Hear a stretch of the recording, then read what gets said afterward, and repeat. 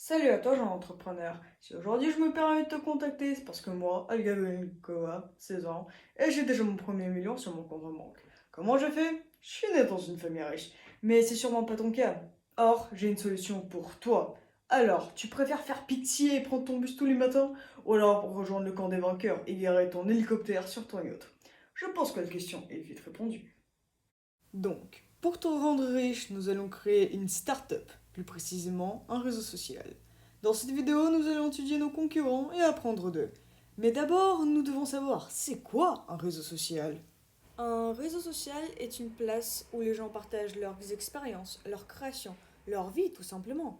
Les réseaux sociaux doivent permettre à ses utilisateurs non seulement le partage, mais aussi une possibilité d'appel, de messages ou d'un divertissement constant.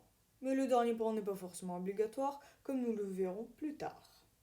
Premièrement, nous allons voir le titan des réseaux sociaux, le premier combattant qui est devenu le tsar, avec en 2020 2,8 milliards d'utilisateurs actifs mensuels. Facebook. Mais ses débuts n'étaient pas si extraordinaires. Créé en 2004 par Zuckerberg, Super- créé par Mark et ses camarades de l'université Harvard. Il était d'abord réservé aux étudiants de cette université prestigieuse. Mais en 2006, il s'est ouvert à tout le monde et dépassa ainsi 400 000 utilisateurs. Depuis ce jour-là, le nombre d'utilisateurs ne cesse de croître. Pour se faire de l'argent, parce que voyons, tout le monde veut être riche, les créateurs récoltent les informations sur les utilisateurs et soit ils les vendent, soit ils choisissent des pubs qui vont intéresser les utilisateurs selon les informations récoltées. Alors, pour se protéger, l'utilisateur peut demander toutes les informations que Facebook a sur lui. Mais la procédure est très longue et beaucoup abandonnent à mi-chemin. Cependant, l'utilisateur peut supprimer son compte, ce qui lui suscitera juste quelques clics, soit en disant qu'il est mort et donc sa page sera supprimée, soit en supprimant son compte. Mais les informations de l'utilisateur resteront dans la base de données au cas où s'il change d'avis et veut revenir. Pour la sécurité, ce n'est pas très clair. D'un côté, oui, nous pouvons mettre notre compte en navigation privée, mais si quelqu'un de nos amis ne l'est pas, alors des personnes peuvent connaître l'existence du compte. Certes, ils ne pourront pas voir les photos et posts, mais les gens mal intentionnés peuvent hacker le fameux compte. Pour conclure, Facebook est certes le roi, mais les scandales sont de plus en plus courants au niveau de sa sécurité, et donc les utilisateurs ne veulent pas risquer leur vie privée et préfèrent se tourner vers d'autres réseaux sociaux. Ensuite, nous allons voir l'incarnation de la rage et de la haine, Twitter. En 2017, il comptait 313 millions d'utilisateurs et ce chiffre ne cesse de croître. Mais qu'est-ce qui a donné à Twitter cette image de réincarnation de la haine? Il faut déjà voir comment fonctionne Twitter. Ce réseau permet de poster des tweets de 280 caractères maximum, ou alors d'envoyer des messages à ses amis. Par conséquent, tout le monde commença à tweeter de tout comme des passions, mais aussi des messages haineux sont apparus. Malheureusement, la haine a remporté cette bataille, et à présent, Twitter n'est rempli que de ça. Comme pour Facebook, les utilisateurs peuvent régler leur compte pour protéger leur vie privée en un clic en passant en compte privé. De plus, la désactivation des comptes est très simple et est même communiquée sur le site officiel de Twitter.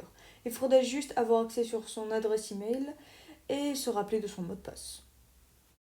Cependant, Twitter ne va pas supprimer les informations durant les 30 prochains jours, car l'utilisateur risque de revenir et peut potentiellement réactiver son compte durant ce délai. Ensuite, toute information sur lui ne sera plus accessible sur les outils que dispose Twitter.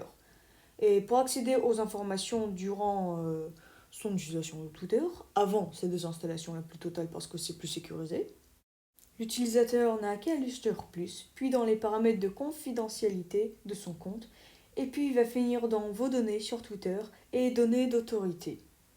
Pour conclure, Twitter respecte son utilisateur et sa confidentialité. Cependant, les utilisateurs sont très haineux et les nerfs perdus sur ce réseau social n'en valent pas la peine. Puis le réseau social le plus professionnel, LinkedIn. Créé en 2002 en Californie et en fin 2020, il comptait environ 700 millions de comptes. Ce chiffre augmente toujours, mais plus aussi rapidement que dans le passé. Le réseau permet à des employés de dire leurs qualifications sous forme de petites cases pour que les possibles recruteurs puissent les trouver et leur proposer une carrière professionnelle future. Les utilisateurs ont cependant pas la possibilité de mettre leur compte en privé, car sinon les personnes ne pourront pas voir et donc ne pourront pas les recruter. Et les bases du site, pourquoi est-ce qu'il a été créé, ne serviront plus à rien. Cependant, il est possible d'observer les informations détenues par le réseau en 4 clics. Mais c'est pour l'instant possible uniquement par ordinateur car le site n'est pas encore correctement développé sur les autres supports. Et pour supprimer votre compte, c'est en effet possible, mais les informations seront enregistrées et votre compte ne disparaîtra que après quelques jours, le temps que les serveurs vous effacent et se mettent à jour. Pour conclure, LinkedIn permet de faire des rencontres professionnelles. Cependant, il est impossible de vérifier l'honnêteté des personnes et n'importe qui peut mettre n'importe quoi dans son CV pour vous piéger. Maintenant, il est temps de voir le gros poisson, celui qui est le plus populaire chez les jeunes adultes et les adolescents. Instagram. Créé en 2010, il a su très rapidement s'imposer parmi les grands géants déjà existants. Son principe de départ était très simple. Tu postes une photo et les gens peuvent la liker, commenter et partager. Maintenant, il y a bien plus que ça. Tu peux faire des stories qui disparaîtront après 24 heures. Tu peux faire des vidéos, des reels qui sont des vidéos mais un peu plus longues. Tu peux aussi accéder à une boutique. Une boutique, littéralement un Amazon, mais dans Instagram. Mais il y a bien plus que ça, mais on n'a pas le temps. Toutes ces modifications pour rester à la mode et les mises à jour très régulières lui ont permis d'avoir à ce jour 1,22 milliard d'utilisateurs et ce nombre ne cesse d'augmenter de jour en jour sans arrêter. Comme pour Facebook, il utilise l'information récoltée de ses utilisateurs pour leur proposer de la pub ou leur vendre des objets sur la boutique citée plus tôt. Sur ce média, tu peux facilement te mettre en privé et seulement tes amis pourront voir tes posts. Cependant, se désinscrire du site est pratiquement impossible. Par expérience personnelle, je n'ai pas pu supprimer mon ancien compte et il est toujours présent. Donc les enfants du compte rare supprimés restent sur les serveurs. De plus, il est impossible d'obtenir les informations que détient Instagram sur nous-mêmes. Pour conclure, Instagram a beaucoup d'avantages dans son large secteur d'activité, mais il collecte énormément d'informations personnelles de ses utilisateurs. Ensuite, le média le plus utilisé chez les jeunes et les enfants, Snapchat. Créé en 2011, son concept n'a pas énormément évolué depuis. L'application te permet de faire des stories disponibles pendant 24 heures, parler par message et téléphoner à tes amis. Puis c'est tout. Aujourd'hui, Snapchat a environ 200 millions d'utilisateurs et le nombre augmente comme chez les autres. Les utilisateurs peuvent mettre leur compte en privé, mais cela ne changera pas énormément l'utilisation du média. Les informations sur vous continueront d'être enregistrées pour vous proposer des pubs entre les stories. Mais il est possible de s'y désinscrire. Cependant, plusieurs personnes se sont plaintes des difficultés qu'ils ont rencontrées. De plus, les informations sur l'utilisateur sont enregistrées même après la désinscription et il est impossible d'y accéder. Pour conclure, les avantages, mis à part sa popularité chez les jeunes, sont très peu. Cependant, le réseau déborde de désavantages, comme la pédophilie liée à son public très jeune, l'harcèlement et la pornographie cachée. Après, nous avons un réseau social très populaire chez l'ancienne génération, WhatsApp. Il a 2 milliards d'utilisateurs et ce nombre semble se stocker. Créé en 2009, il n'a pas du tout changé depuis sa création.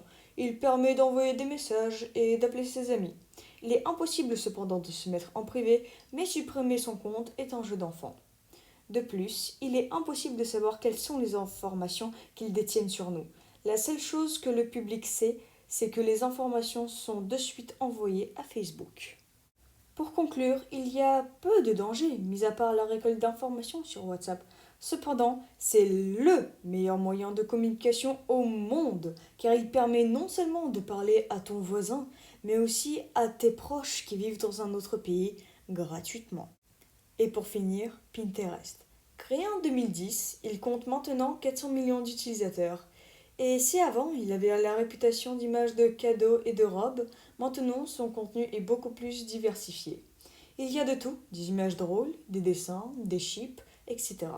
Pinterest est un média qui te permet de poster des images et d'en sauvegarder dans des fichiers appelés pins.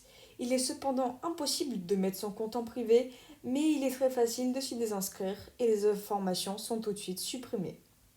Mais les informations récoltées durant votre passage sont utilisées pour la pub et la proposition de contenu qui peut vous intéresser. Pour conclure, Pinterest est un très bon réseau social pour s'inspirer et partager vos créations.